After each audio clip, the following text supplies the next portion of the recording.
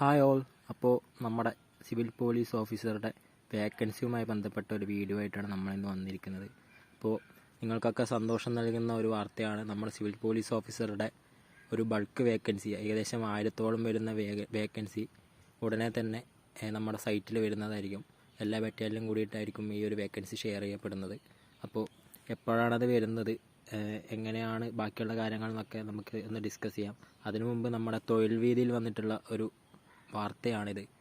Police constable ഇതുവരെ ഒഴിവ് 26 NJDകൾ, അതുപോലെ തന്നെ നിയമന ശുപാർശ 19 മാത്രം.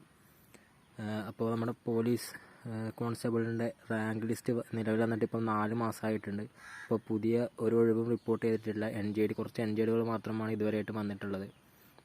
അപ്പോൾ ഇതിൽ പറയുന്നത്, ഇതുപോലെ പല മാധ്യമങ്ങളും ഈ ഒരു വേക്കൻസി ഇല്ലാത്തതിനെ കുറിച്ചിട്ട് വാർത്ത ഓൾറെഡി ചെയ്തു കഴിഞ്ഞിരിക്കുന്നു.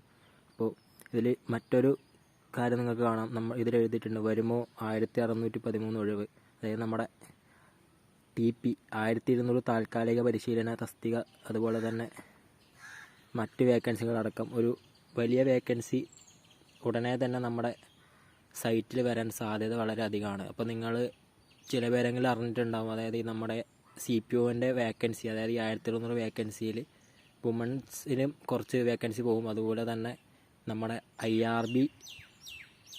IRBയുടെ അതിലേക്കും കുറച്ച് വേക്കൻസി പോകുമെന്നാണ് ഇപ്പോൾ നിലവിൽ വാർത്ത അറിയാൻ കഴിഞ്ഞിരിക്കുന്നത്. അപ്പോൾ എന്തായിരിക്കും എന്ന് നമുക്ക് ഈ ആഴ്ച തന്നെ അറിയാൻ പറ്റും. അപ്പോൾ വേക്കൻസി എപ്പോഴാണ് വരുന്നതെന്ന് പറഞ്ഞു കഴിഞ്ഞാൽ ഈ ഒരാഴ്ച തന്നെ, അല്ലെങ്കിൽ ഈ ഒരു തിങ്കളാഴ്ചയോ ചൊവ്വാഴ്ചക്കുള്ളിൽ തന്നെ വേക്കൻസി നമ്മുടെ സൈറ്റിൽ അപ്ലോഡ് ആവാനാണ് സാധ്യത കാണുന്നത്. കാരണം PHQവിൽ നിന്നൊക്കെ വിളിച്ചിട്ടുള്ള ഒരു അപ്ഡേഷനാണിത്. അപ്പോൾ നമ്മുടെ വേക്കൻസി ഈ ഒരാഴ്ച തന്നെ വരുമെന്നാണ് തോന്നുന്നത്.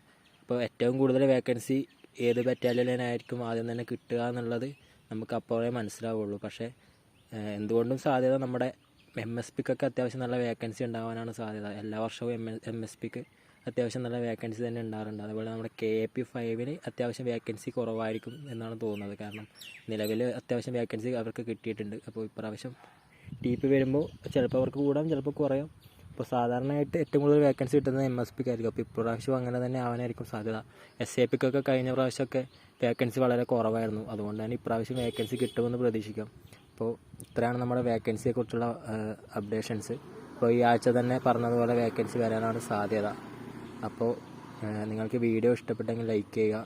അതുപോലെ തന്നെ നമുക്ക് വീണ്ടും ഒരു വീഡിയോ ആയിട്ട് കാണാം. അതുവരേക്കും ബൈ.